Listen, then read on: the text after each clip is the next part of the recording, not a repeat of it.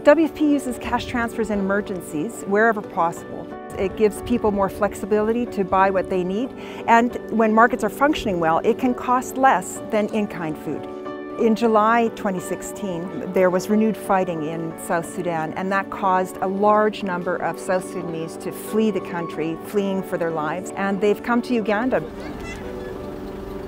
It's very important for the Uganda Country Office to be cash ready, because in an emergency you don't have much time to respond, and we need a team that's ready to be able to set up and do cash as fast as WFP can do food. So for all emergencies, WFP prepares through hands-on simulations because it's the best way to learn. It's also a good way to form a cohesive team. And with support from DFID, we're having a 2-week simulation training. We've brought together all of the functional areas in WFP, finance, program, IT, supply chain, and they're working together now to be able to transfer cash, real cash, to real people within days. These type of trainings are important for a country like Uganda because they have accumulated a wealth of experiences. However, always emergencies requires the extra effort to be prepared, to plan accordingly and to deploy quickly. So this exercise allows the Uganda team to interact with experts from other country offices, to share experiences, to bring that expertise, capacity to deploy quickly, and for the Uganda team to have the ability to test it on the ground on a simulated emergency. So this simulation that we're doing here in Jinja, the first step that people have to undertake is assess whether cash is a feasible modality and the most appropriate one or not. And we need to decide with them what mechanisms are already in place, weigh the advantages and the disadvantages. It will help us to deliver effectively our response to them. Mobile money, it is safe. She can be on her phone and no one will know she has the money on her phone. It is important for us to look at the protection and gender-related issues because they affect the way we respond to an emergency. We need to know from the community what affects them as women, as men in terms of gender. In Uganda, women are in charge of feeding our children. Giving them cash gives them the flexibility to make choice on what their family members or their children deserve to eat.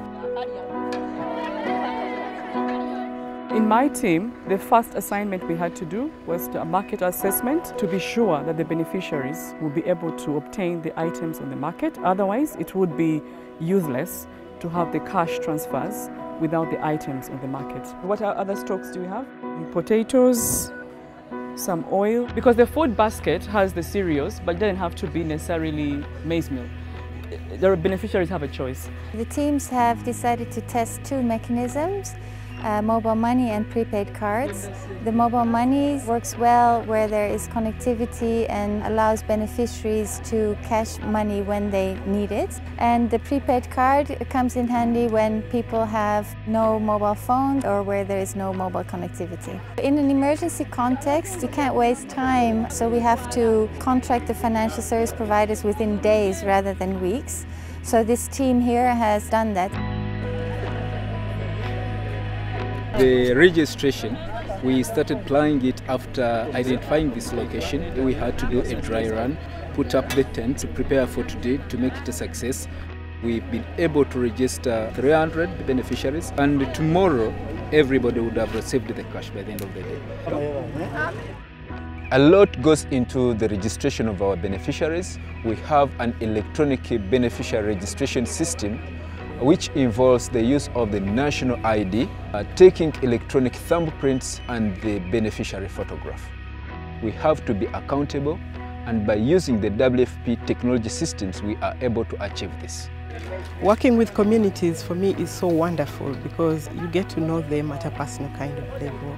So it is important for us to understand them, how they feel, what relates to them, to be part of a choice. The final step, which is happening right now, is that the beneficiaries come here to collect their money. They come with their IDs, we check them against the system, and the financial service provider provides the cash, which they then go to the markets with to buy food. I think the most important thing for participants has been to work outside their comfort zone. They were challenged in this simulation. They learned how to interact with colleagues from other units. They've done it from end to end, real life, opening bank accounts, delivering cash to people, setting up the site, everything entirely themselves. Can we do it in 7 days? We can do it. Being part of this exercise has been a challenging, very exciting experience for me. Having learned a lot in it, because you move from stage to stage, you're trying to understand the concept and put it in practice. After the simulation, myself and the team, we are CBT ready.